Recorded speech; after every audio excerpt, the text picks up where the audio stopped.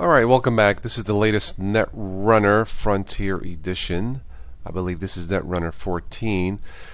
This is something that you guys have talked about in the past. I uploaded the latest Linux Mint 17, the KDE edition. I like that one, but some of you think that that one is a little bit too plain and too standard of a KDE desktop, if there is such a thing as a standard Linux distribution. But for KDE, you guys prefer this one, and I can see why. This one has a little bit more pizzazz, as it were. There are a couple of things here that I like, and actually there's one thing here that I really like as a content creator.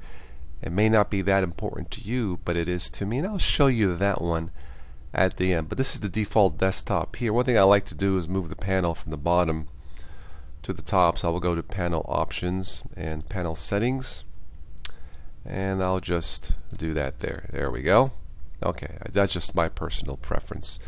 Alright, of course KDE famous for adding widgets, little plasmoids to the desktop, so we'll just do the clock as I did before, and I'll just leave that there. Let's see. Yeah, let's put it there since I have this astronaut thing here to the right. We'll just leave that there. Yeah, I'll just put it in the corner. Okay, moving from right to left, of course, the little shortcuts for the widgets and settings, notifications. Actually, that's my system update notification.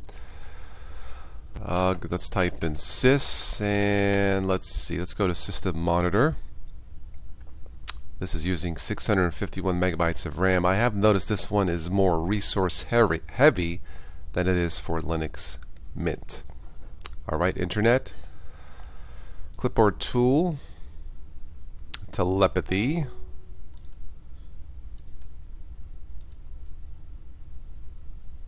software updates. Probably going to be a whole bunch since I just installed this.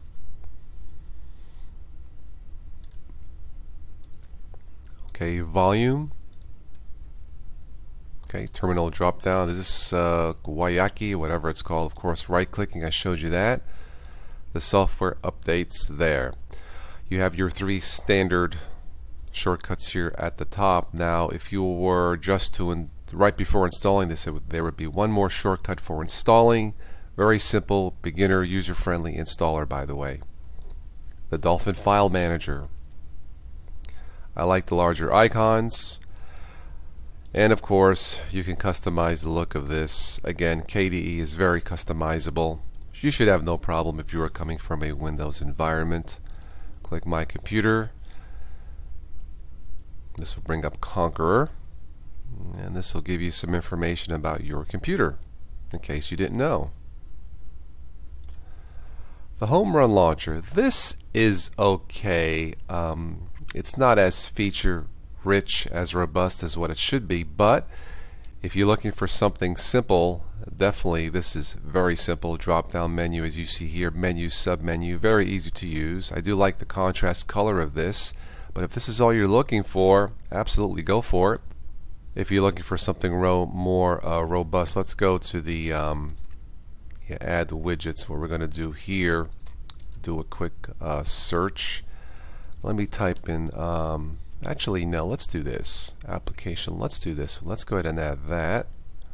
Okay, and we'll have a different launcher if you prefer something like this little menu tree here. This might be a little bit easier for you to use. There is another option, of course. Let's go to widgets, add widgets, and let's see, let's go try that one.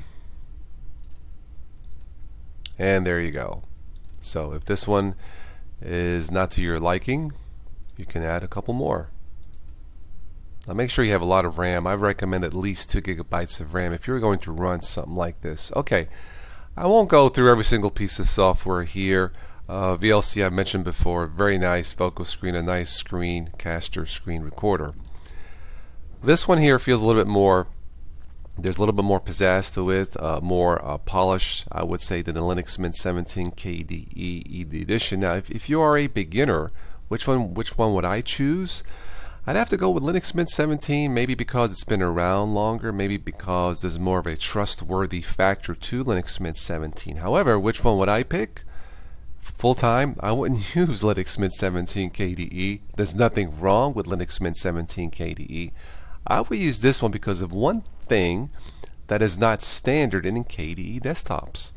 If I go here and click the little wrench icon, I can add a volume meter, which this is where I can monitor or test my recording, microphone, and playback. Now this may be somewhat of a small mundane feature. There is a way around this, of course. If it didn't have this volume meter, maybe you can't see it, but it's right over here. But this is a very nice, friendly feature for myself if I was going to use this distribution full time, and I still cannot understand why the volume meter isn't a standard feature in all KDE desktops. It's just a little bit less work, and to me a volume meter is a little bit more simple and efficient. And that's it for this one. Thank you so much for watching and listening. As always, I will catch all of you sometime in the future.